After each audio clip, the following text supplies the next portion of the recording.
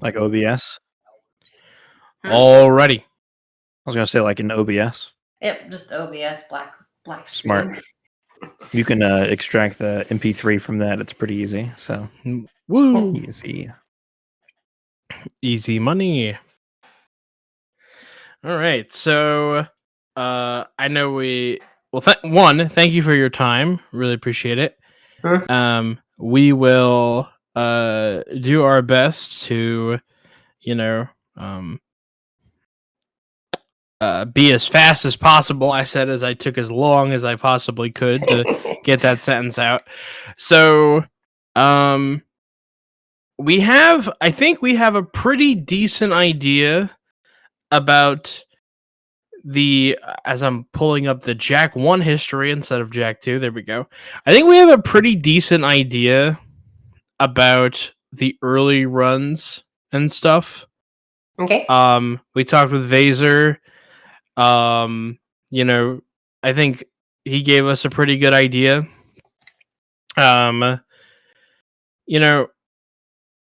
I think he was really, really helpful getting us up to hovers, and then I think he explained hovers pretty well. And then we have birds are just flying up to my window. That's creepy. And then we have, I think Siki did a pretty decent job of that area where they were doing their thing. So I feel like we have a gap. We kind of have a gap in our knowledge between the time that hovers were found through the time where Siki kind of jumps in and before Siki's GDQ run. Okay. And then I think we have a little gap in our knowledge between when you start and kind of kind of. Yeah, so we have Ouija, right? We have Ouija. We talked to Ouija, and Ouija was great. But Ouija kind of just has like these 2 punctuation marks, like in 2 very different areas. So 3 different spots. 3 different spots. And yeah, so if you can help us with that, that'd be great. You sent me that gigantic list of tricks. Yes. I basically need explanations on almost all of them. So because I don't think we've gotten a lot of trick explanation from people.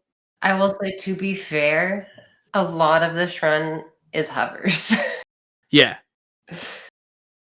So that's fine. I just want to make sure that we accurately explain everything if we can in the script the first time, because otherwise it's going to be a lot of time spent revising it. Yeah. So, okay. And we've highlighted like a couple runs that people have said, like, this run really awesome. You gotta really pay close attention to this run. Is there any run on this list that you're like, oh, this is a really important run, you gotta hype this one up, this one's a good one? Sub 1. Sub 1, all right, yeah, that makes sense. All right, we'll just go ahead and make that one yellow. There you go. So it's really hard to say, but like this whole thing of Septerna here was like the longest and hardest grind of any of the grinds for anyone.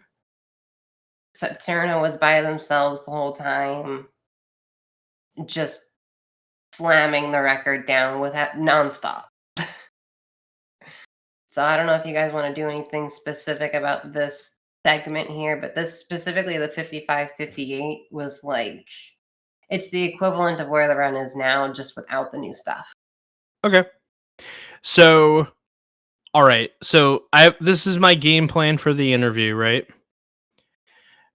Talk to me. Get like, if there's anything you want to say about Ricky, because I think we don't have a lot of info I don't think we have a lot of quote stuff about Ricky. If you want to help us fill in this area, between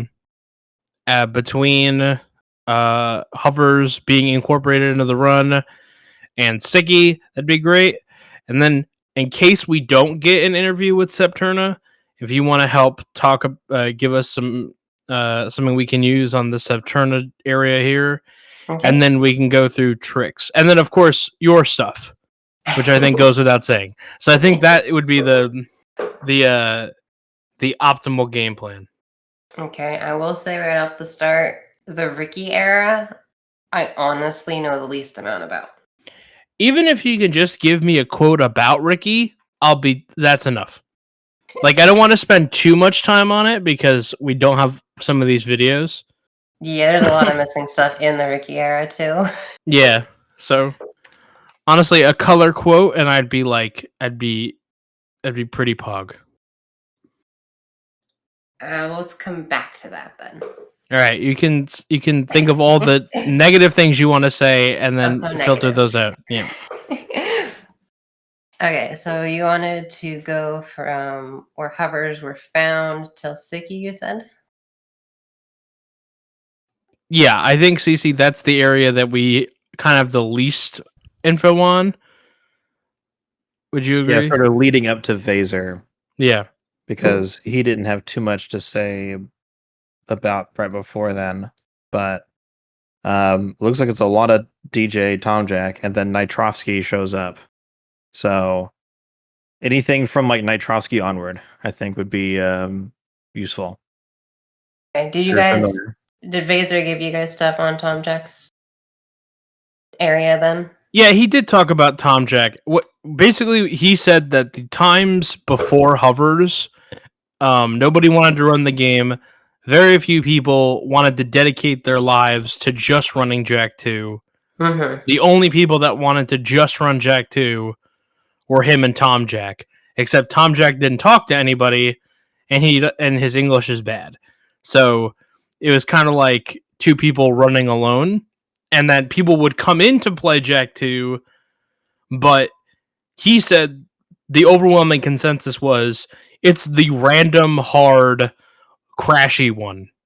It still is. It still is, but that was the consensus at the time, and that most of what was, most of the run at the time was just small things, like moving around the city better, like smaller optimizations, before hovers. It was about doing all the missions really well before hovers were introduced. I think that was the crux of what Vaser said about basically everything before the 113.05. Okay. Yeah, that's a pretty good summary of it. Just like the route, like minor route changes and stuff, since the major one was already found and whatnot. Okay. So from hovers and on, I have my notes here. Since I was not a part of this era. Yeah, like where hovers, I think most of them were probably immediately apparent, but I'm curious if any were sort of like late bloomers or whatever. But it was all kind of slow here and there kind of things. So like the 113.05, you've got the hover to get to Right Tomb in Mars Tomb to the tombstones. And then there's a really terrible old route in Palace that they did when they first found the hovers, because they didn't realize you could just hover over the wall to get to the end of the level. So they do this really weird thing where they had like start the beginning of it and then they climb back up this little shaft and then hover over the wall. They found out pretty quickly over time that they did not need to do that. But it's kind of funny to see that in the first few runs with hovers. And then the Weapons Factory hover for skipping all Weapons Factory. Before they were only skipping like parts of Weapons Factory, like they'd skip like a room or two, but then they got the hover and they're like, oh, just hover the whole thing. And then the next one incorporated the Rescue Friends hover. and that's the 11249. So that's the it used to be a really terrible mission where you have to hit these 3 buttons in order to progress into the area, and you'd have to kill like a giant mob of people in there basically. But in 11249, they realized, wait, we can just hover over this. Let's see, eggs hover. Instead of having to climb up on foot all the way up to the destroy eggs to finish the destroy eggs area, they just hover it now. And then hovering up elevators instead of having to take elevators, kind of just again, they as slowly they kind of realize that hovering is just kind of the thing that all Jack 2 runners like to say is we just hover over our problems. Like if there's an issue, just hover over it. Yeah. Makes the game a lot. In this case, it's like in most games, as you find tricks, the tricks tend to make the run harder. I would say, especially at this point in time, hovers made the run easier because it took out a lot of the issues that people have with the game casually, with having very little health and not finding much health around the game. And instead, you just hovered over your problems. um, let's see. The 11141 has the life seed hover, so instead of having to kind of take a long detour in order to get to Samos's hut, you can just hover there. And then the 11103 is when they realized that they didn't have to do the really weird, awkward hover in Palace, which is very good because I still don't understand how they came up with the idea for the old one. From what I heard, it was something about they thought they had to trigger the cutscene in order to get the end of Palace to load by doing the weird method. And then they realized that they didn't have to. Then there's just more city stuff. For the next few, it's just optimizing city stuff with hovers, basically. For quite a while.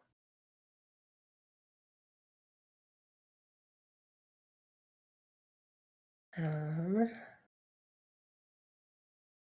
ghost towns were found with hovering. I guess that's kind of important. Yeah, I've heard that. Explain. So because of how the game loads things in, there's like these airlocks that keep you from breaking the game, basically. So you go into an airlock, and then that allows you to leave the main city to go to the outside areas. So like the forest or over by Samos's hut, those are like extensions away. But because they didn't want to they wanted like seamless loading, or yeah, seamless like background loading. They didn't want it to seem like you have like a load screen everywhere. So they use the airlocks to kind of get around that. But if you hover over the airlock and have the camera still touch the airlock, it'll load the city in. But it loads the city in without the people and without the zoomers in it. So we call that ghost town because there's nothing. It's just the triggers for things still exist in some places. There's just no people. So makes sense. The 10821 started using the life seed ghost town. So you'd hover from Samos's hut after doing life seed, hover over the airlock, and then you'd get to Onan and just with no people on the streets. It makes things easier, makes it less laggy, and you skip having to wait in the airlock for the airlock to open. So. And this was the first one they found for that, right? Yeah, so it looks like from my notes, both of the ghost towns that the main 2 that we use were both in this run. Oh, okay. So the other ghost town is going from the forest back into the city. That allows, again, same thing. You skip the airlock, and it also allows for a much easier hover in order to get out of bounds to get to Brooder, because normally there's a ton of zoomers in that section. So when you try to hover there, there's probably a zoomer in the way. So with Ghost Goddamn Town, Zoomers. yeah.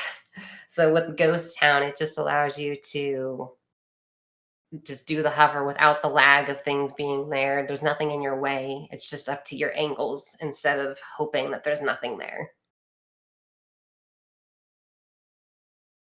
And then there's technically a third Ghost Town. It's not consistent. I don't think any of the records actually have it in here, but you can also get a Ghost Town out of Mars Tomb by getting the camera stuck in the elevator shaft. It makes it so that the door isn't fully loaded properly when you're trying to leave from Mars Tomb. So if you get past where the door is before the camera catches up, you can leave Mars Tomb without having to wait for the door, which also causes Ghost Town.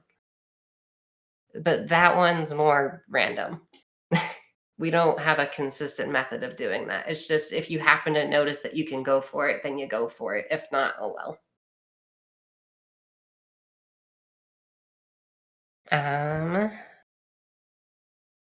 Let's see. Everything is the same through the 105. Oh, okay. This is important from the 105.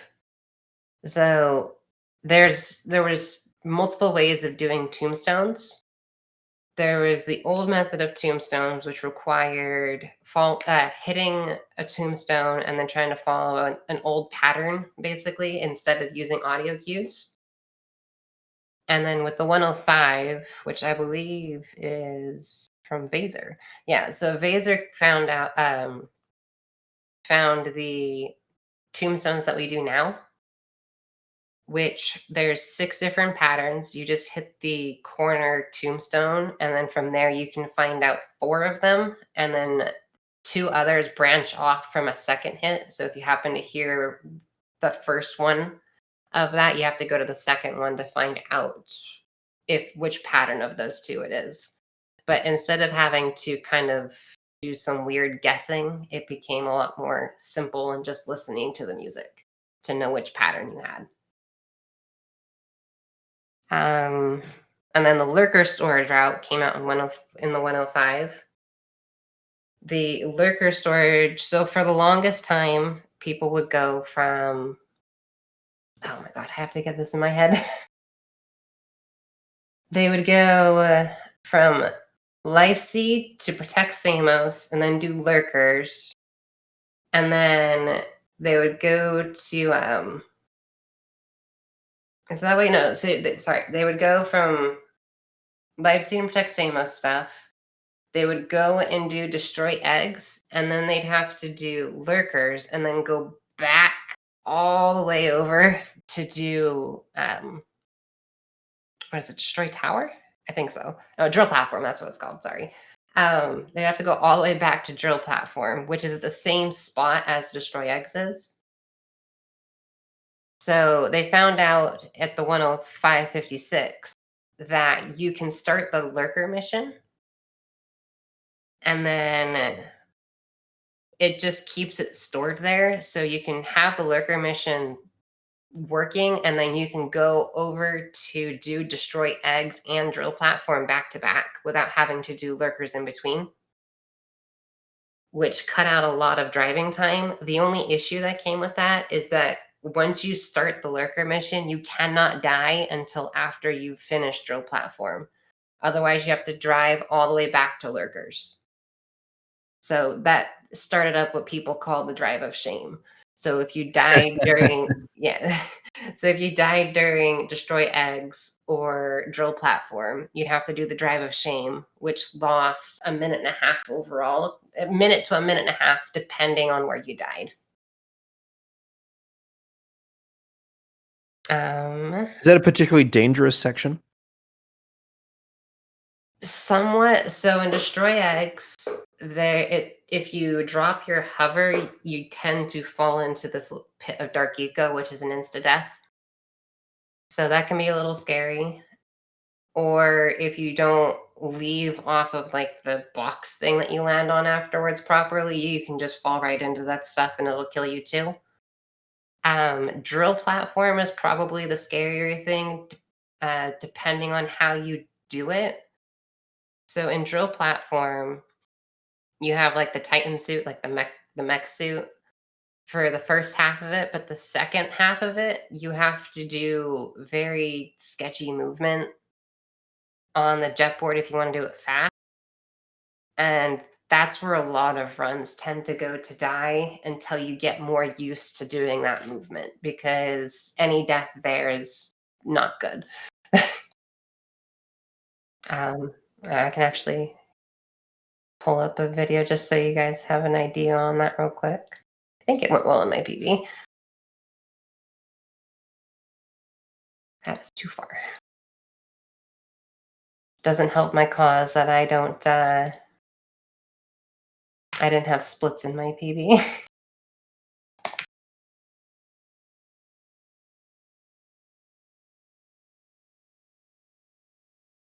Okay. Where should I post this for you guys? You can post it The in Jack channel is fine. Yeah. Yeah, I was gonna say. Just in the Jack channel? Okay. Find what Discord I'm in. There we go. Damn, we're that far down. That far up. Oh, there you go. Okay. Mine go the opposite, so I keep my main ones on the bottom and then the ones I'm not in too much at the top. Oh. Okay, so that should have the right paste. So this section here is what I'm talking about. So if you fall at all or hit something and fall during this section while leaving from drill platform, you have to do the driver shame. Okay, that looks dangerous. Everything about this looks dangerous. All right. So This is, you said this is where runs go to die, right? Yeah, until you get more used to doing that movement. But even then, every now and then something happens. Like you might clip the fire weird if you're trying to land on the edge near a fire, and it'll knock you off. If you're trying to do a side flip to build up speed, but you mess it up a little bit and you go sideways, you'll fall off the edge. Just there's a lot that can happen there. The more comfortable you get with it, the faster you do it, and also at the same time you might die more.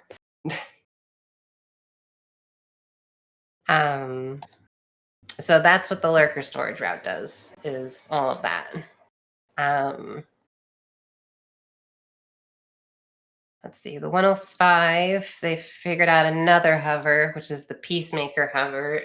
This is a more minor thing. It's just hovering to cut a corner, basically. So instead of having to go all the way around Mars Tomb, like around the outside of it, and then you have to make a left and then curve a bit to get over to where the Peacemaker is, they just found that you can hover through a wall and just cut that whole corner and then land inside the room where the Peacemaker is. Okay. I believe Vaser told us about Underport, Skip, so we're kind of back into familiar territory, but if you wouldn't mind explaining a little bit of Underport, Skip, again, just to make sure we got it right. So there are currently two forms of underport skip. There's the old method and the new method. The old method, you'd hover. So there's like a pillar where the door is. You'd hover into that pillar and land out of bounds in the middle of it. And then you'd jump up on the edge and kind of slowly walk up against the door. And that would load in the elevator for underport. And then you would slowly kind of walk away from it, turn the camera, and then get on the jet board, like doing what's called a punch board. So you'd punch and then get on the jet board to give yourself a little momentum. That despawns the overworld and spawns in underport, but only kind of partially. And then you land down in this like partially loaded underport, and then you do a hover from there all the way to the end of the Titan suit section, and you completely skip having to use the Titan suit. The current method, instead of doing that hover out of bounds, just stands in front of the door. You wait for the door to open, and then you do a side flip to gain speed, jump, and then turn Jack in the air, and then that despawns the overworld, and then you land in that same spot. So it skips having to do the weird out of bounds thing with loading the door and whatnot. Gotcha. It does have, if you take your curve too tightly when you're doing the jump to despawn the overworld, it'll actually, in a sense, despawn the game in hard lock. If you know about it, you can avoid it. But yeah, if you take it too tight, instead of the background going blue, the background will go black, and Jack will fall and then freeze, and then the game crashes.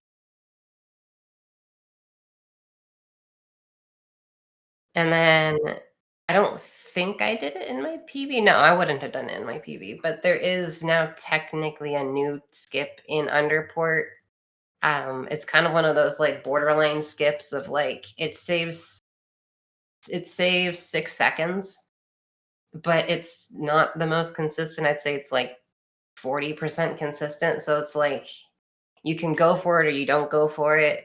Usually people haven't been going for it. I think only me and Ouija have gone for it at any point. But in the first chase sequence in Underport, where you're being chased by the metalhead, the metalpede, I guess is what it's called, you can do a hover right at the start, hover out of bounds, and then hit the cutscene for the end of that chase sequence without having to do the chase sequence. But the spot where you have to go in order to hover out of bounds is very small because you have to hover up through the ceiling in a very specific spot. So I don't think that's in any of the records, but it's kind of like, again, it's like you can go for it if you're trying to make up time kind of thing. Gotcha. Okay. So we got a lot of this from Sicky for this next stuff here. So I guess Okay. we could fast forward a little bit.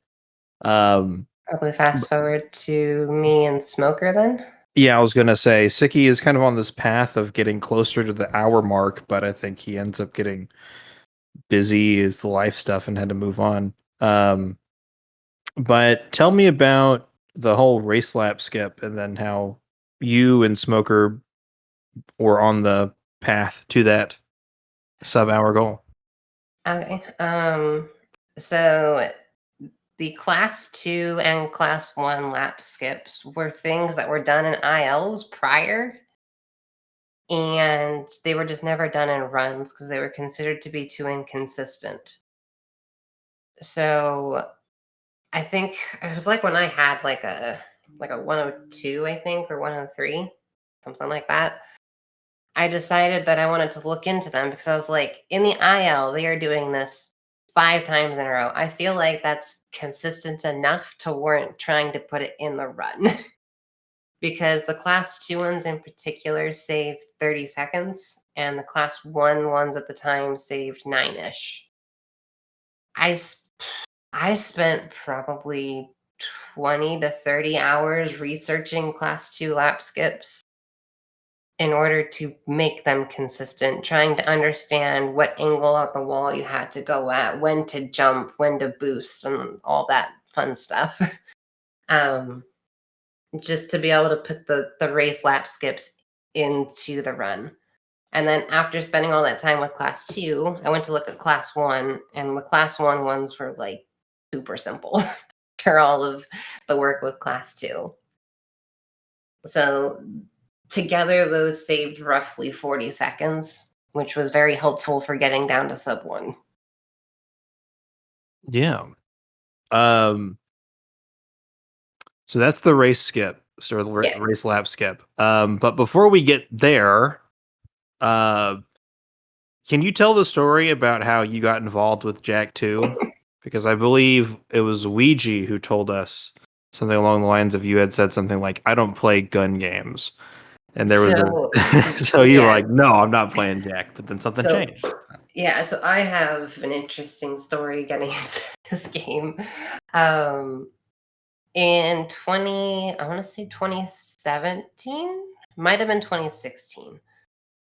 I had I guess we'll start a little before that. So I was running Jack 1 for many years at this point, from 2014 to 2016, pretty just Jack 1 at the time. And then I had mentioned many times I have no interest in Jack 2 or 3. I don't like what they did with the series. I don't find them interesting. I don't play shooters whatsoever. At that point, only shooter I'd ever played, I think, was Perfect Dark. And that was mostly just with my dad when I was a kid. I think it was 2017, I want to say. At the beginning of 2017, I did a sub goal for me to casually play Jack 2, which was met. I played Jack 2. I hated it. I absolutely hated it. I did not find the game very fun. I complained all the time. I did not like a lot of the mechanics in the game. And then we went on from there, and I actually had a sub goal for Jack 3. I did that. I enjoyed Jack 3 a little bit more because it didn't have quite as much badness to me as Jack 2 did, but I still didn't really care for it. And then my masochist self decided to do a sub goal to do a trifecta. Which Trifecta is, speedrun yeah, specifically? so a Okay. trifecta. It wasn't specific a speedrun, just to do a trifecta. I hadn't mentioned anything else other than the sub goal was for me to do Jack 1 through 3 in a row. And then in secret, I spent 2 weeks with Sicky. Sicky taught me how to run Jack 2, and I actually spent only 3 hours with Jack 3 the day before I did the run. And then while learning Jack 2, I actually found that I enjoyed the run of Jack 2. So that's kind of what got me started with running Jack 2, was that time I spent with Sicky learning the run. And then from there, I ended up switching over to Jack 2 for a bit. And I ended up liking the game as a run. I hate the game casually. I love it as a run. Okay. And so you said that was at like the beginning of 2017, right? Yeah, I want to say beginning-ish of 2017, because I ran the game a little bit in 2017, and I got really stuck at 110 in late 2017. I think it was late 2017. Here, I can pull that up real quick.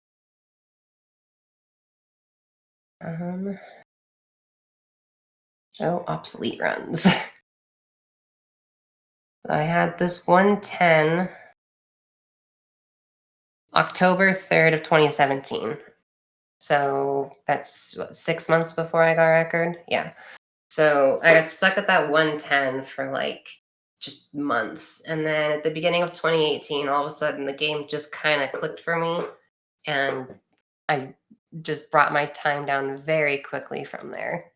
Once I got past that 110, it was just kind of, everything just kind of worked from there. Gotcha.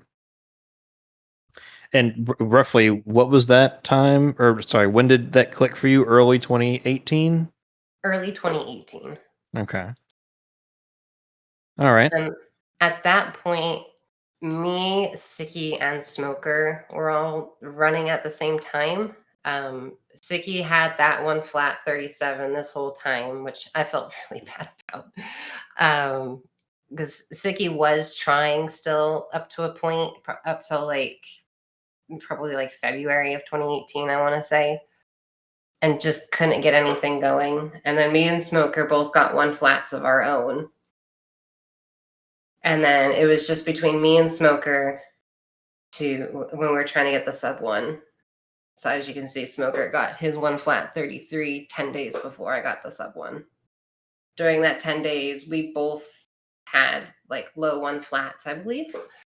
And then the sub 1 just finally happened out of nowhere. It felt like I was ready to get it, kind of thing. It just hadn't happened yet. So yeah, I went from 1 flat 36 to 59.59. Okay. So is it just kind of happened out of nowhere, right? Like you finally do this race lap skip thing, get that integrated into the run, and then after that, it was just like, oh, sub hour. It was more so lap skips had been done for a few months. Smokers was just the first record with them. And when was my 1 flat 36? My 1 flat 36 was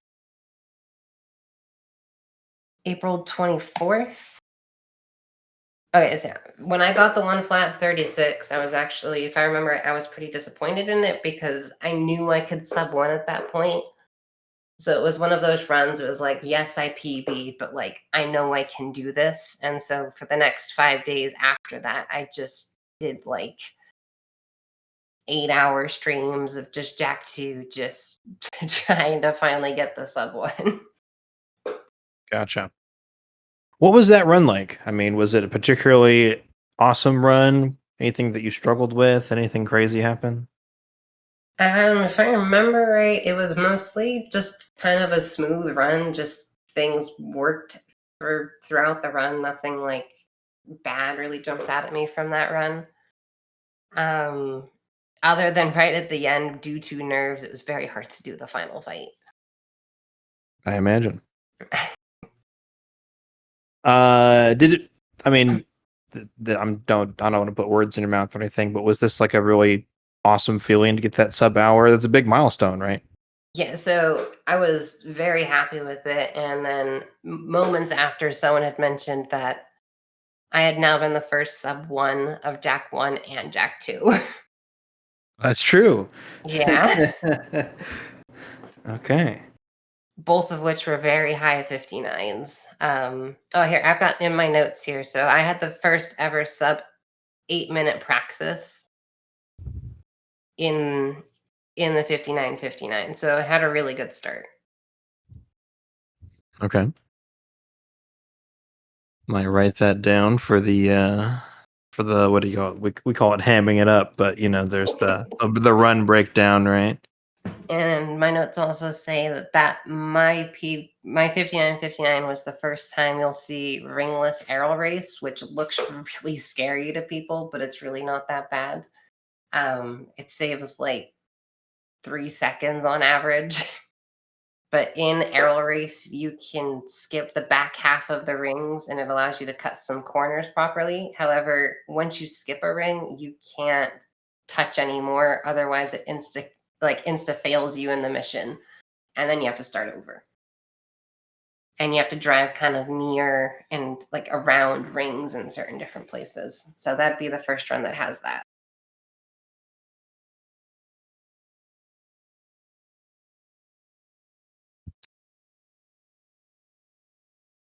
So after you get the sub hour, did you keep trying to push it further, or were you like, "Whew, all right, that's over with," and you move on?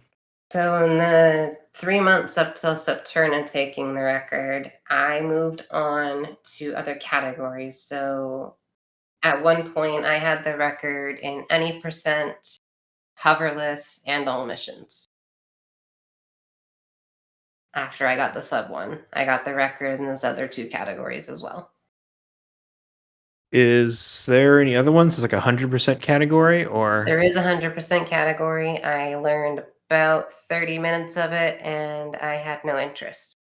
gotcha? I was going to ask if that was like a whole sweep of all the main categories, but It was an attempt to sweep the main categories, and then I had no interest in 100%, which is funny now because I'm actually attempting to sweep Jack 2 again. uh-huh. Okay. And so had Septerna been around for a while, or Yes. okay? Septerna had been around for quite a bit, just kind of like right behind us, the rest of us, not quite with me, Sicky, and Smoker, just kind of slightly behind.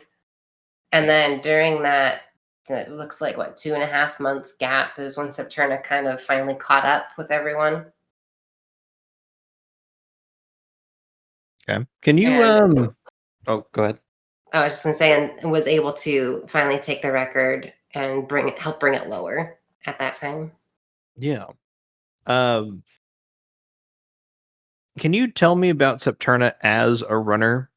Like, we've heard a lot of people describe Septerna as sort of like, if they want it, they just, yeah, I'm going to do that, and then it just happens, Yes. Yeah, right? so Septerna's very, very, very dedicated to whatever they do. So in this case with Jack 2, if they wanted a time, they got the time. No matter how long it took, no matter how many hours it took, just if they wanted it, they wanted it. It was yeah, to the point where it was just like you knew that Septurna would get a time if Septurna mentioned, I want this time. Okay. It was, Thanos, I am inevitable. Like that sort of like, oh, I'm getting that 58. Oh, okay. I guess we got to wait till that happens. Like it's gonna happen someday. So the 58 is actually kind of a funny one. Sure. My most infamous crash, and probably the most infamous crash of Jack 2, happened on the road to 58. Mm. I should be easy to find. I believe that's my most watched clip. I crashed in the final fight on 58 pace. Yeah, I think I remember hearing about this one, or we talked about this in the group interview we did originally. I believe so, yeah. Clips, top all. Yeah, still the top. Does it feel bad that your top clip is a very frustrating It's experience? frustrating, but it was totally funny at the same time. I So gotcha. there, I posted it there for you guys. So this run was best possible time, 58.50. So it was easily 58 pace going into the final fight. In fact, it was 2/3 through the final fight when the crash happened.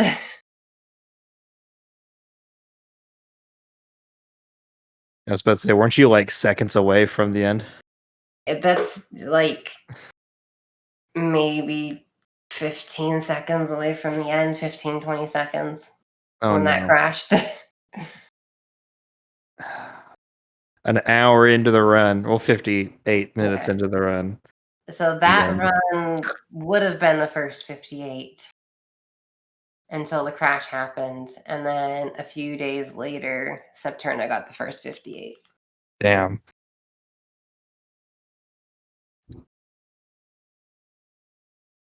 Well, that's going in the script. That's absolutely going on the script. Yeah, that crash was just awful.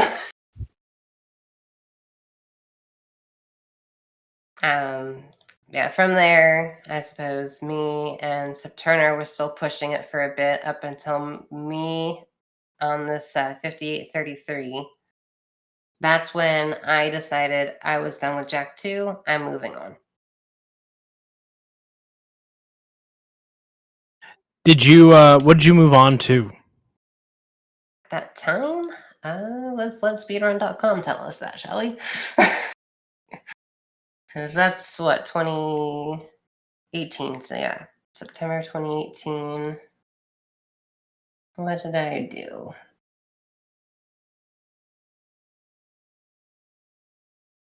Looks like I went back to hoverless for a little bit. I don't remember doing that, but okay. Let's see, when is this? This is November. Yeah, so I went back to hoverless. I took a break from any percent and went to do hoverless. I wish the answer was male mole. Now, Melmole was a lot longer, but from that, when did I do Melmole? Melmole came out, because I started running Melmole when it came out. That is not Melmole, that is Jack TLF. Melmole.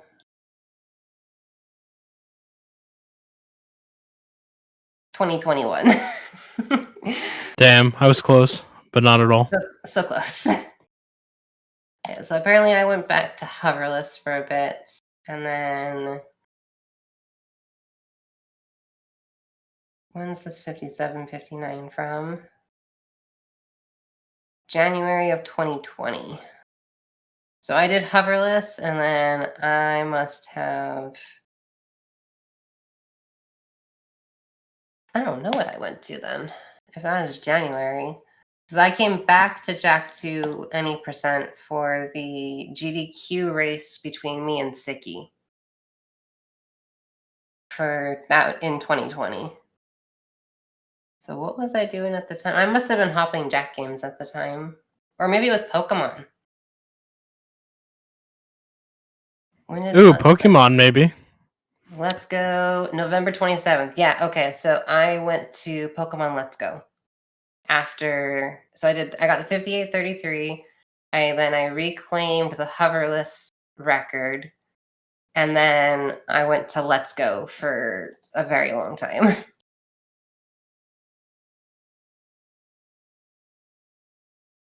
There we go. We got it sorted. Yeah, so I did Let's Go until and basically until I came back to Jack 2. So I was doing Let's Go until I had to de-rest Jack 2 for AGDQ 2020. And I got a 5759 just before GDQ. So that would have been when Septurna had the 5646.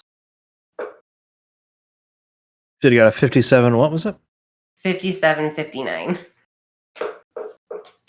And Septurna was a full minute ahead.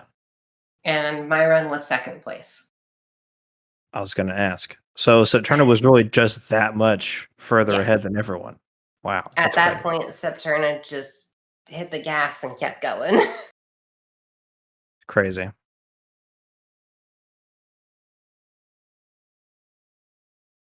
So was there just not enough interest or in the game where people, I think this is another instance of like not that many people have made Jack 2 their main speed game, right? So Yes. it was kind of like in a lull. Yeah, so Jack 2 has never been the most popular of the series, not a single time. The most popular it had been was during the sub 1 time. Outside of that, the game's never really had dedicated runners for it until Septurna. Septurna was the first person to dedicate just to Jack 2 for that entire, what is that, year and a half-ish? I think Tom Jack might have some words for you, but well, yeah, other than Tom Jack. But yes, I agree. Yeah, so you got the era of Tom Jack and then the era of Septurna. Those are the only people who've really taken Jack 2, like just Jack 2. Mm-hmm. So during the time when it was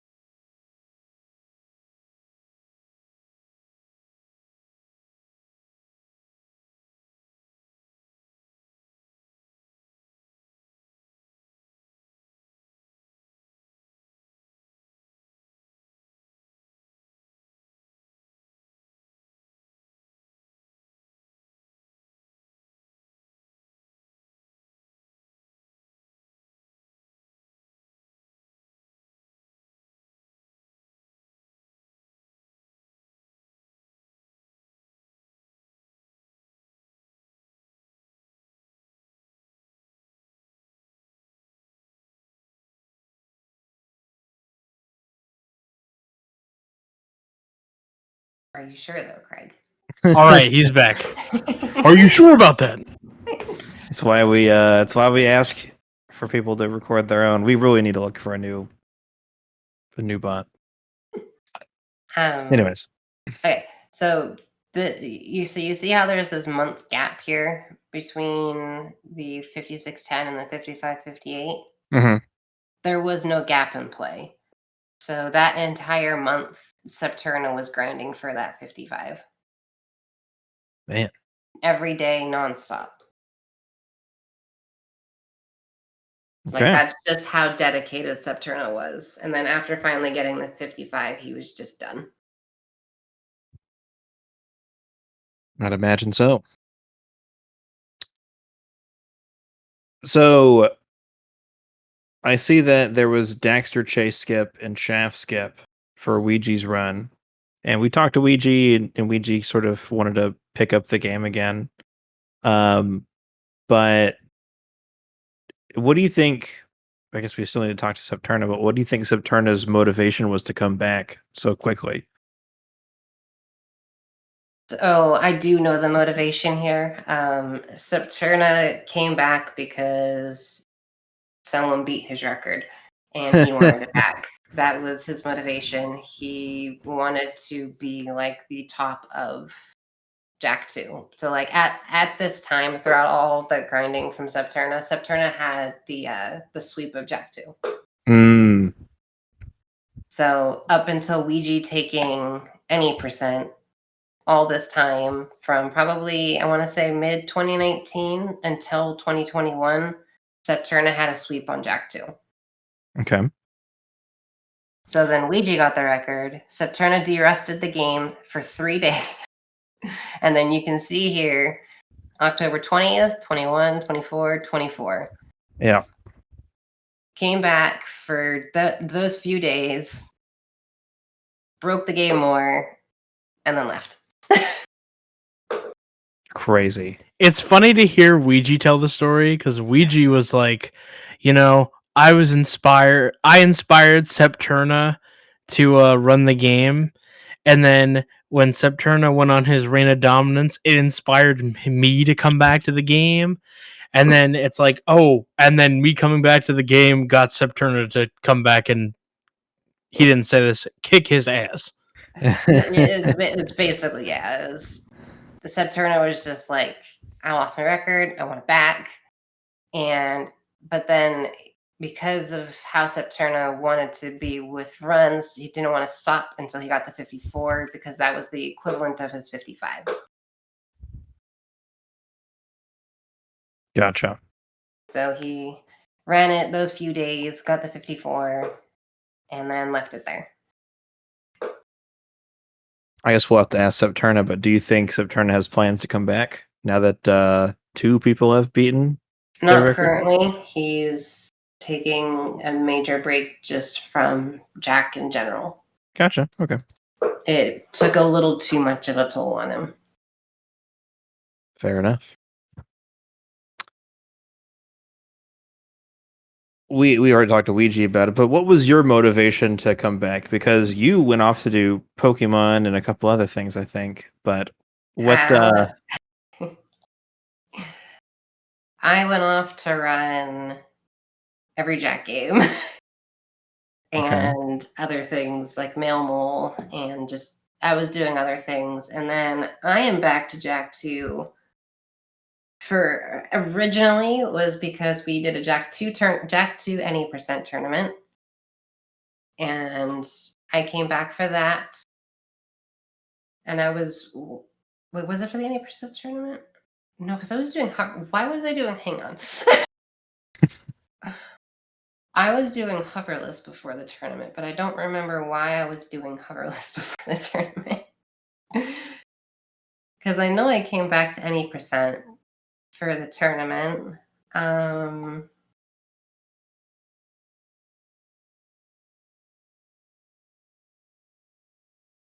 Why did I come back there for the 5620?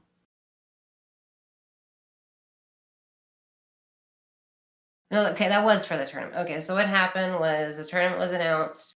I started working on any percent, but then my L1 button was really loose and it was hard to hover. So I decided to do hoverless instead. So I was doing hoverless attempts while also participating in any percent tournament. So during the tournament, I was not practicing any percent. I was practicing hoverless. Interesting. I ended up never losing a match in that tournament and played way more consistent than I had ever played in Jack 2 before. And it was during this time, during the tournament, I decided to start working on a very large project, which is ongoing and will be ongoing for a very long time, being I am aiming for top 3 in every category of every Jack game. Wow. So that's why I've been doing Jack 2 now. So the tournament brought me back, but at the same time, I was already planning this giant project. And I specifically decided at the start of the project, I would do Jack 2 since that was what I was currently already doing. And partway through working on Jack 2, I decided I wanted to sweep Jack 2 before moving on. Okay. How close are you to sweeping it currently? I have any percent in hoverless. I'm currently working on all missions. I actually just PB'd after my second run back to all missions by 20 seconds. And then I need to do 100%. And I'm Okay. only doing all missions right now because I needed a break from any percent. I'm planning to go back to any percent to bring the time down another 20 seconds. Were there any other highlights from the tournament? Like, I don't know if we've been thinking about it or what, but should we include a tournament arc in our, Jack 2 anime? Too much going on. It was just kind of like a fun tournament that kind of spawned out because a lot of people had picked up Jack 2. Like other than during the sub 1 time, this was the busiest time for Jack 2 because of the tournament. So a lot of people were running the game. Me and Ouija were both in the tournament. We raced twice in the tournament. So it was originally set up in a way that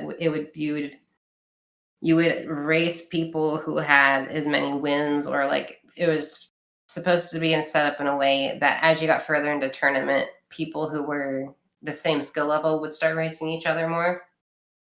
But apparently they didn't set it up that way. So you never raced anyone more than once. And so to combat that, we did the main tournament. And through the main tournament, I never lost.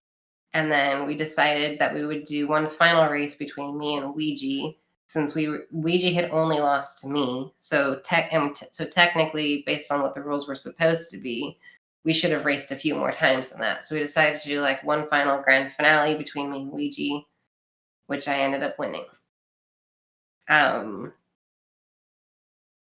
I guess the one thing that came from the tournament was Ouija crashed going into construction site on world record pace during one of his tournament races. Which is like 2 minutes from the end of the run, something like that. Hurts to hear. Hey, it's Jack 2. You get used to it. This game is known for crashing all over the place. In fact, if you look at the where is it? I thought I put it on here. Is it not on here? Oh no, it's on the, hang on. We have a thing that we worked on for people with Jack 2. We put it on the community golds page of what to do for every cutscene in the run, because cutscenes are the main thing that cause crashes. So let me post this for you guys. Well, you can see that. So if you go to the tab that says cutscene stuff, Okay. we tested every cutscene to figure out if you could skip a cutscene fast or if you shouldn't be spamming to skip a cutscene, because some cutscenes crashed more than others and some were consistent crashes if you skip the cutscene too quickly. So we tested every cutscene in the run to figure out which ones you could skip quick and which ones you couldn't.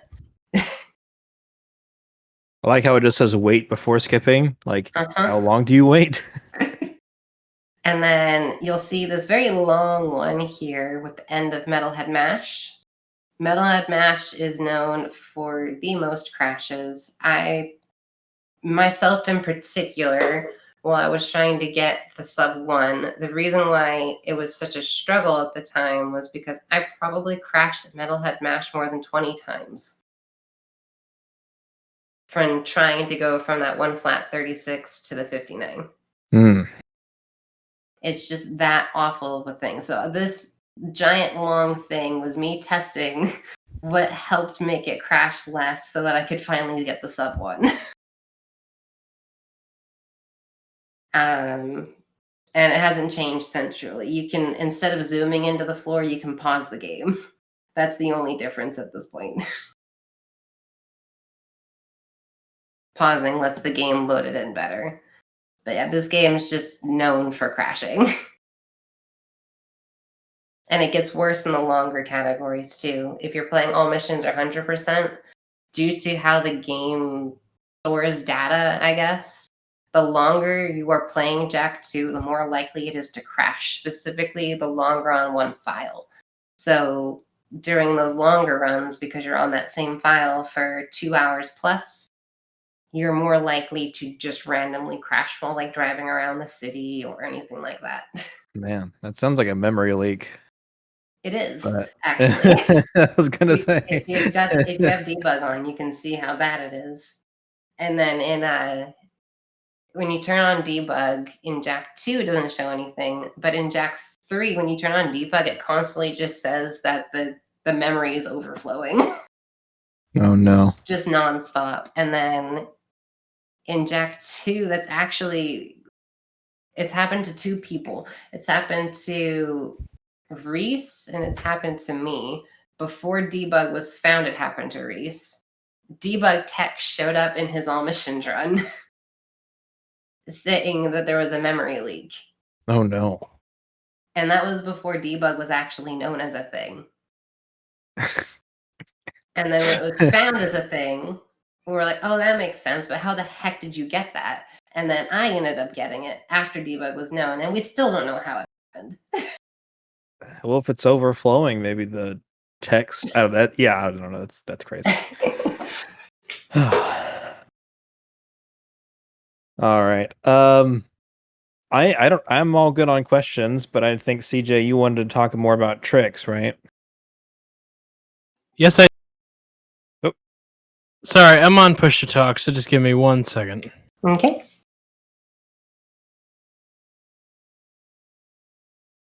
I have a mechanical keyboard and it bleeds into the mic. Oh, see, I'm one of those people who just stopped caring a long time ago, and I just say deal with it. Well, I normally don't care, but I don't want it to like affect the recording. Okay, so let me look. You made a big list of tricks. Yes.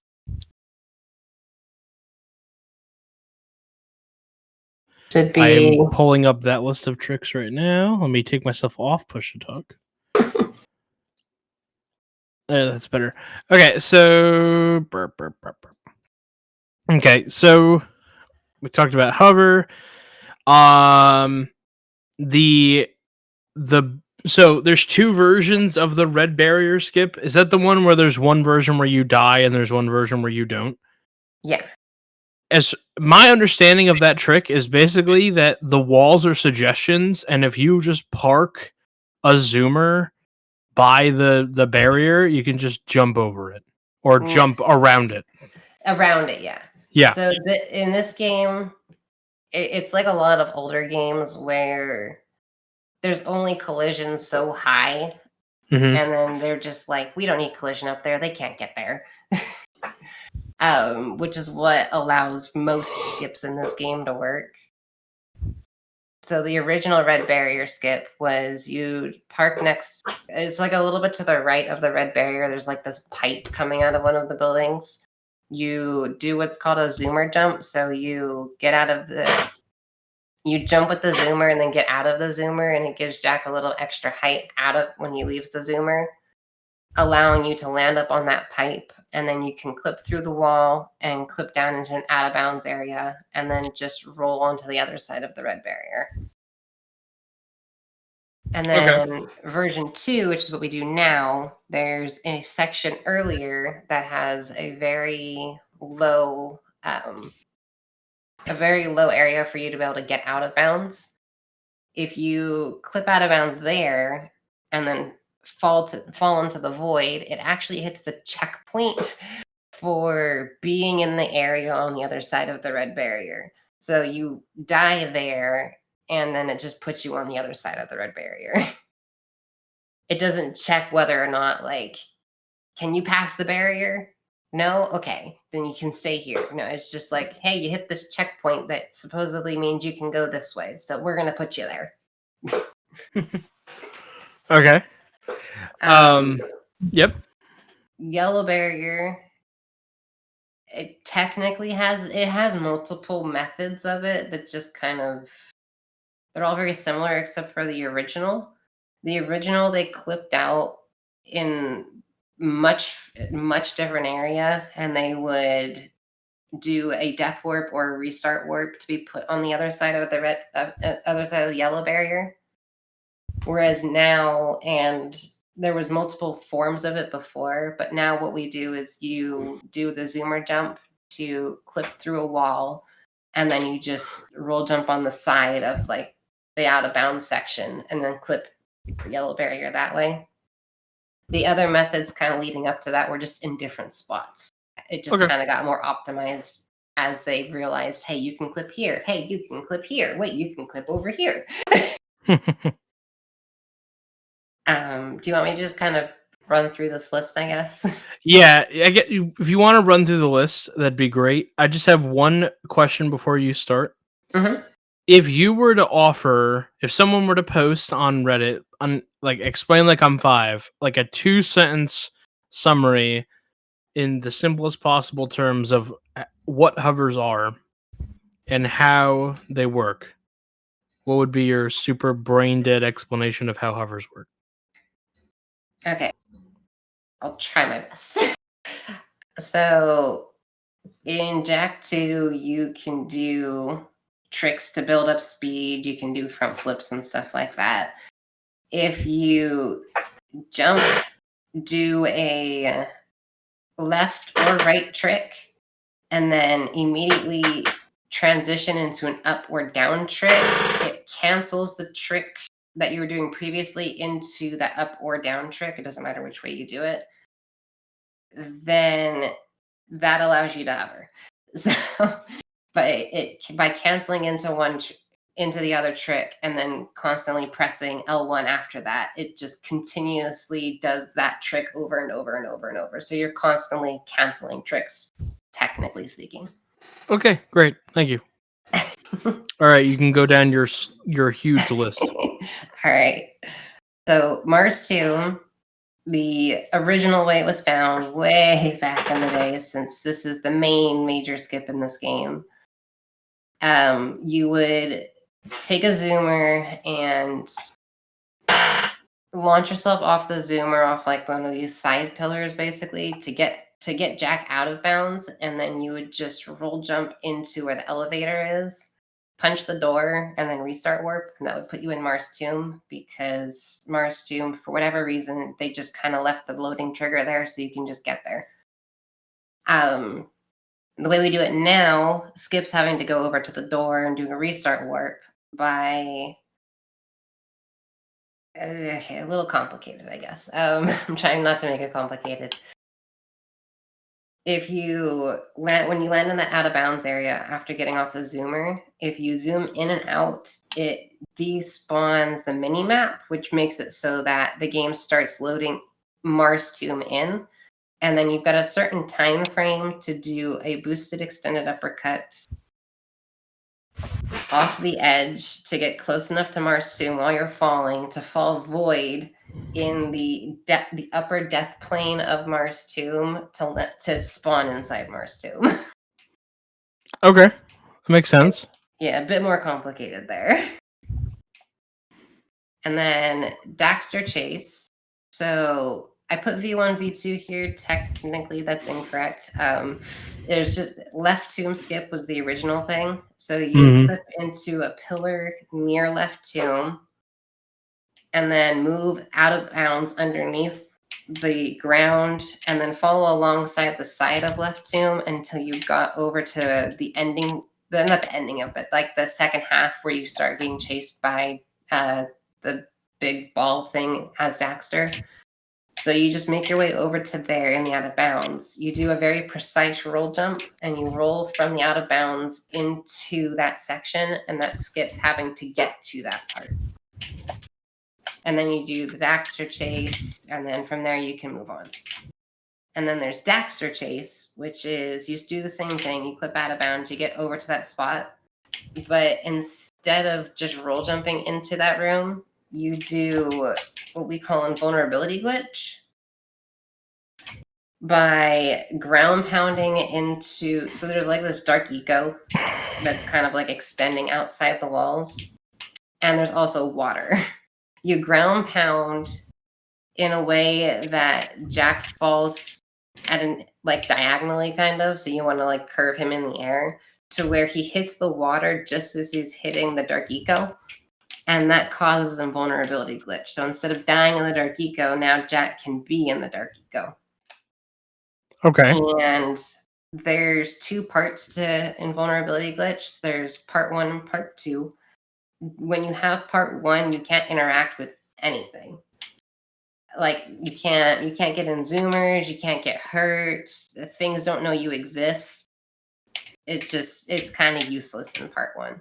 But if you take damage, then you can get part 2, which is where you have invulnerability glitch, but things work. So like cutscenes work, and you can take enemies notice you, but they can't hurt you because you're still invulnerable. So, and because you're invulnerable, the only way to take damage is by doing fall damage. So by being in the dark eco and then jumping and then ground pounding into the room where the Daxter chase is, that gives you fall damage, which puts you into part 2, allowing you to start the cutscene. And then because it transfers over the invulnerability glitch, you, as Daxter, can go around the boulder that's supposed to chase you and then hide in this little corner. And you wait for a spider to come over to you. I don't know why this part works. I'm going to say that right now. Once the spider comes over to you and is up against Daxter, you just jump in place and it turns you back into Jack. I think it has something to do with just how the spider, like that spider's not supposed to interact with Daxter. So I assume the game is just like, hey, you're not supposed to be Daxter, so now you're Jack. And then from there, you can do another out of bounds thing to allow you to hover to the halfway point of the Daxter chase, which is where the game has a trigger for ending the Daxter chase as like a failsafe.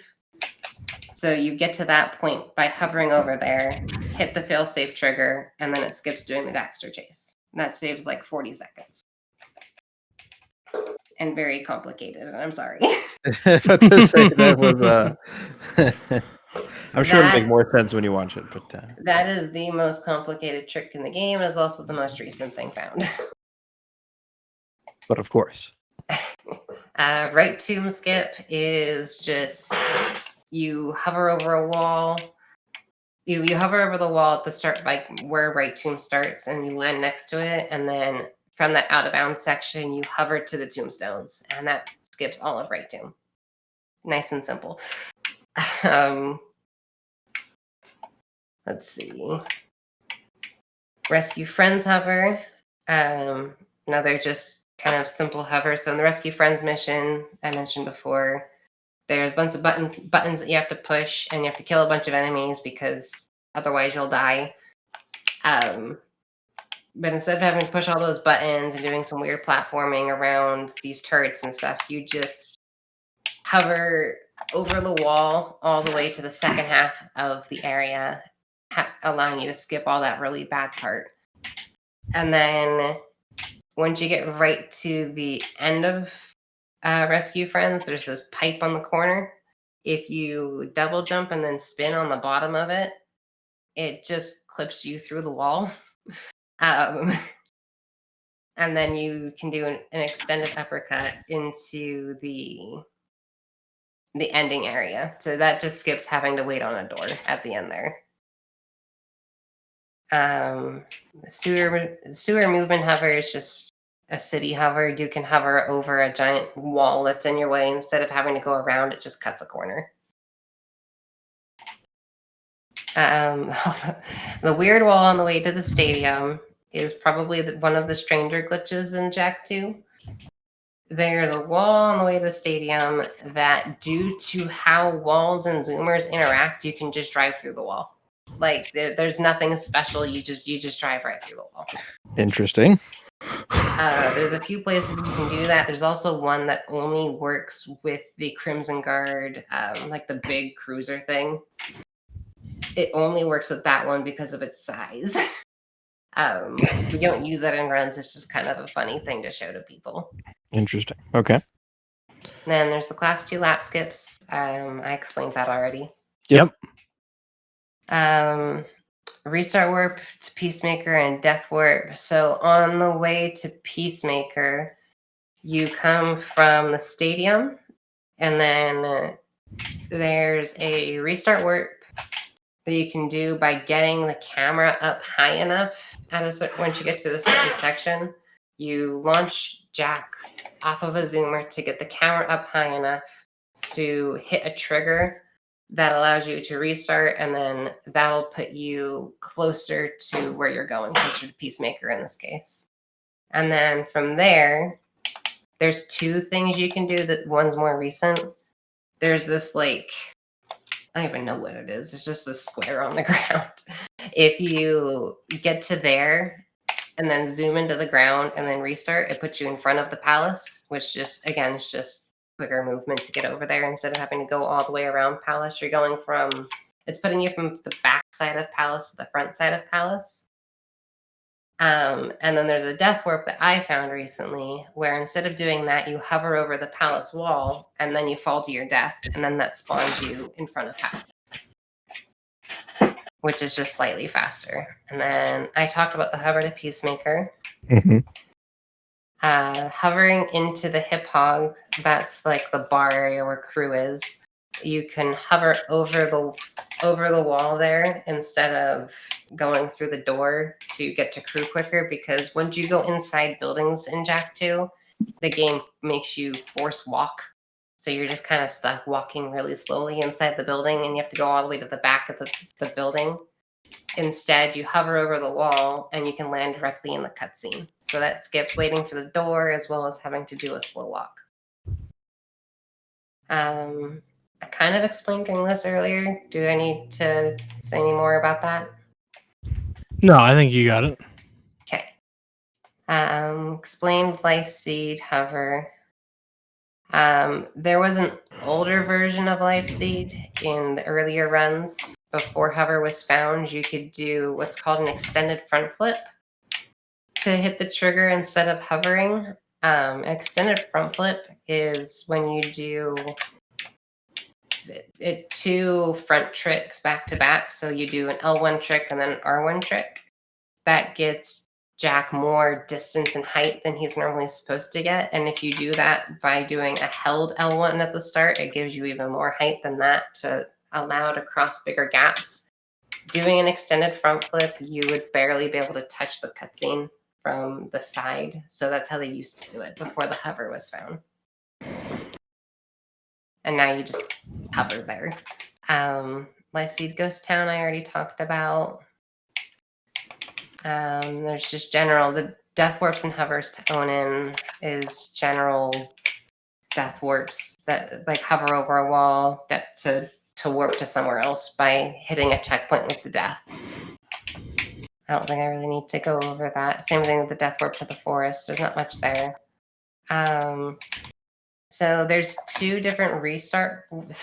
The restart warp at Protect Samos is actually kind of funny.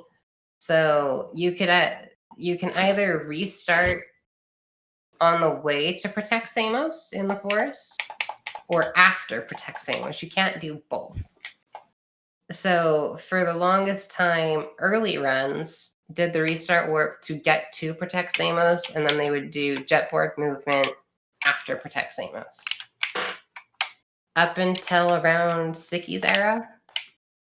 And then Sicky's era, and part of my era, a lot of my era, we did the restart warp after Protect Samos. So we did the movement to Protect Samos, and then did the restart warp after. And now it was found that actually the original way was faster. So now we do a restart warp before Protect Samos, and we do the movement after. So we kind of went backwards on that. We do the restart warp a little bit earlier now too. The Ghost Town of Brooder I talked about. Lurker Mission Storage I talked about. Hover movement to Vin is just it's taking the movement to Peacemaker and kind of just extending that to go to destroy eggs. The destroy eggs stuff I explained. I guess I never explained the for drill platform at the very start, how we just kind of walk on the edge of the map. They didn't extend the invisible wall that they have on the side of the map there far enough down. It's only like halfway down the wall. So you just literally walk around that and then you just walk on the edge of the map. They just decided you couldn't get there, but you can get there. Silly developers. Yeah, I gotta love that, right? Restart warp back to Brooder, I mentioned. Class 1 skips, I mentioned. So restart warps to Palace and Death Warp, that's just a reiteration of the Peacemaker stuff. It's the exact same stuff to get to get there. And it's just instead of going to Peacemaker, you go to Palace. I explained Palace skip. That should be everything then. I guess the only thing that's not here, that's not in the run because it's not on an official copy of the game. There's what's called I think it's the August build, and the game came out in October. The August build of the game has the like holy grail skip of Jack 2 that allows you to go from after beating the escape sequence, you can go directly to construction site. And there's a cutscene there. You hit the cutscene, it gives you everything. You go to core and you beat the game in like 7 minutes. I don't know if you guys want to include anything about that, but we did do runs of that. Just as like a fun thing. I don't know if we'll talk about it in the story, but it is a nice teaser, the idea, because con-site skip has been a thing or an idea, right? For a while. Yeah, so we can get into construction site, but the cutscene doesn't exist. But on the August build, which was 2 months before the game was released, it did exist. So they found it 2 months before releasing the game. Damn. You were going to say, CJ, I cut you off. No, I think everybody that we've talked to has kind of mentioned it, so it'll probably get mentioned, but probably not probably at the end. Yeah, it's not like an important thing, but yeah. Yeah, like the Holy Grail, if they ever find it. Yeah, the second Holy Grail anyway, because the first Holy Grail was Mars Tomb skip, which was... Yeah, but you guys found that, y'all found that when Bush was in office. Yeah, that was found in like 2006. I don't know. I mean, Cheat CC has a guide on how to do it, so. Yeah. All right, I think that's everything. I'm sure that I'm gonna have more questions, but I think just having everything recorded down and I can refer back to this is a big help. Was there anything that we should have asked you that we didn't ask you that you're like, damn, they didn't ask me this? I can think of right now. I do need to send you the highlight that I made of when my computer crashed on the record pace. Yeah, that's kind of funny. I can send that real quick. Here it is. Kind of funny, but kind of sad. It's sad, but in a it's content now kind of way. Well, to make things even, I guess, kind of sadder, I compared the two runs of my current record versus this run, and I was tied with my current record when my computer crashed. Wow. So it was a very identical run. Well, there you go. It came back to you. Yeah, offline. I have never once done offline runs of Jack 2, and the one time I decided to. I ended up getting the record. Your punishment. After like an hour and a half of doing runs.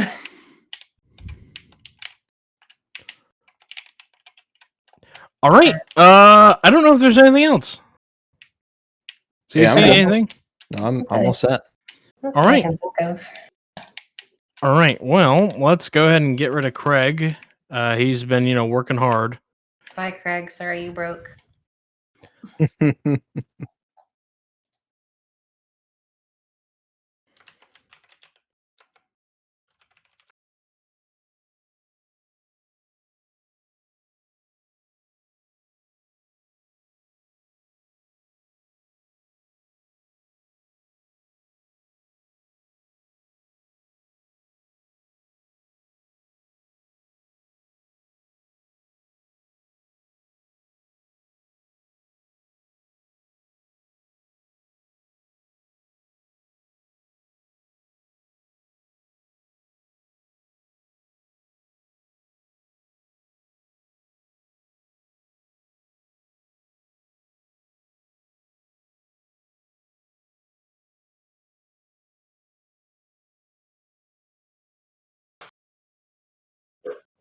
All right. Are you, Craig? So far, so good. Let's see here. Click on that.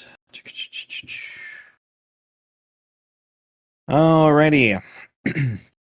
So we're doing a bit of a touch up here. I believe the one question to ask is more or less, how did you feel about your last PB? I mean, that was a pretty big jump, I think, and the record was already really, really solid. I mean, what are your thoughts on that, on your current world record?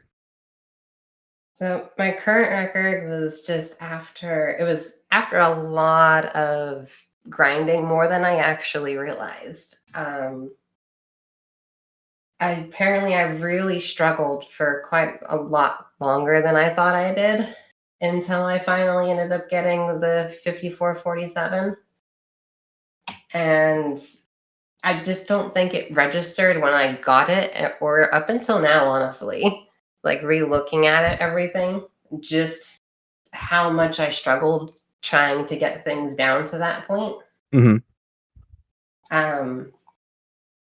When did you first start? Yeah, so let's take this back here. So I didn't realize it's been this long. Okay, so I did TLF 8 months ago. That was in September, and then I got back to Jack 2 in October of 2021. From October, where's the next PB? Where's my PB? Well, a PB. Okay, from October until December, I didn't have a single PB. Wow. I was playing the game, and then I went from 56.55 to 56.20. I got the 56.20 and was continuing to play up until January. Okay. In January, I had to do a mail run for Frame Fatales. Okay. So I de-rusted Mailmole for, it was like 2 weeks. I improved my record in that category during that time. And then when I went back to Jack, I went back to hoverless because I was doing hoverless just before Mailmole because my L1 was kind of busted and wasn't working very well. Mm-hmm. I also think it was kind of mentally, like, on top of that, it was my mental game just wasn't that great at the time, I feel like. So, like, the button not working plus my mental game being a little out of whack probably just led to me wanting to do something else at the time while still playing Jack. So I did hoverless, and then the Jack tournament started. I thought I did hoverless almost the entire tournament. That was wrong. I did hoverless until the third round of 8 rounds of the tournament.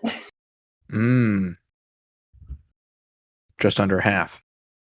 It was not anywhere near into it as far as I thought. I PB'd during the tournament. I don't remember what time that was, but then I PB'd again with, so this is the part of the time I don't remember at all, but apparently it happened this way. I got a 5609 on February 3rd. I got a 5536 on the 4th, and then 5458 on the 5th. Wow. So that's kind of when everything seemed to have clicked, and I don't remember that. But I was really struggling up to that point, trying to get back into things. And in the tournament really changed my mindset on how I was looking at the game. I went from really, really heavy resets to kind of not necessarily forcing myself to continue more runs, but to just more accept that it was okay to take some worse starts compared to what I was before. Mhm. And starting to go for more consistent strats over some more riskier things unless I needed the time, and then I would do the riskier things. But like, I cut out a strat. I did an escape for years just to get myself out of escape more. The strat saved 1 second on average. Wow. And I just didn't think about it that way. Or I changed the way that I do certain movement in areas. Simply, in a few areas, there were spots where I lost like a half a second to make it fully consistent rather than being not consistent. And then from the 54, so I got the 5458 during the tournament, not like in a tournament match, but during the tournament. Yeah. So when me and Ouija did our final race during the tournament, I had a PB of 5458 and Ouija had the PB of 5449. Okay. And then, so that was February. And then it took until March to get that awful, dumb thing where my computer crashed. That was March 16th. Ooh. And then March 18th, I got 5452. And then when did I get my 5447? I think speedrun.com is going to tell me that one. Maybe? Do you want to tell me? April 3rd. So from March 18th to April 3rd, I was grinding every single day pretty consistently for like 4 to 5 hours a day, leading into that run that happened offline. It was on a day where I didn't really feel like streaming that day, so I decided not to stream and take a break from streaming. But like halfway through the day, I was like, you know what? Kind of want to play Jack. So I decided to turn up Jack, play for like 2 hours, see if anything comes of it. About an hour and a half into attempts, that run happened. Again, as I mentioned before to you guys, fully out of the blue. Like, I wasn't expecting anything to happen because it's been like a month prior of trying to get things going. The 5452 was kind of strange because it was like in that weird middle ground where it was like I PB'd, but not quite what I wanted. But I got the 5447 offline, and it was just, again, it just didn't really hit me until more recently, I guess, just how much went into getting that. Yeah. I mean, in total, that was what, October to March? October to April 3rd. But yeah, there you go. It's a long time to grind. I did not realize it was that long.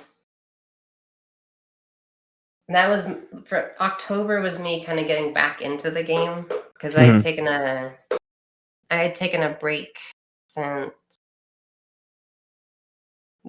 August of 2020. So I went Gosh, was that a year and a half? Yeah, roughly So, August of 2020, and then October. I got the 5620 in December. So yeah, in October so it took me from October to December to de-rest the game and actually PB. Long time. Okay. last chance. Anything we want to add in? I don't know what are the questions we need. I think we really just wanted this last piece, but any other quotes we want to try and sneak in? Um, Were you happy with your quotes? Did you want to retry any of them? I don't want to retry any of them because honestly, if I retry something, it would just sound kind of unforced. So probably, yeah. But I guess I could mention that I'm not done with any percent. I do plan to go back. I am doing a different category currently called all missions, just as like a break from any percent. Mhm. Like, I wasn't done with Jack 2, but I felt like I kind of, again, partly because of my broken L1, it's still kind of broken. I actually have a new controller that I've got to put together here, but it's partly still broken. And once that's remedied, I wanted to go back to any percent, but I decided to do all missions and 100% before going back to any percent because I want to bring down the time to like a 5420 or a 5410. Okay. But I want to take care of the other two categories first because I am going for a sweep of Jack 2, of which I did actually get all missions a week ago. Yeah, a week ago. Hey. Do you have 100% yet, or? I'm not doing 100% for a bit. That's the one I don't have. Gotcha. But say, you're almost there. I'm not done with all missions. I want to push all missions another like 5-6 minutes. I think I can probably do. Oh goodness. All right. Well, yeah, hey. it's quite a bit.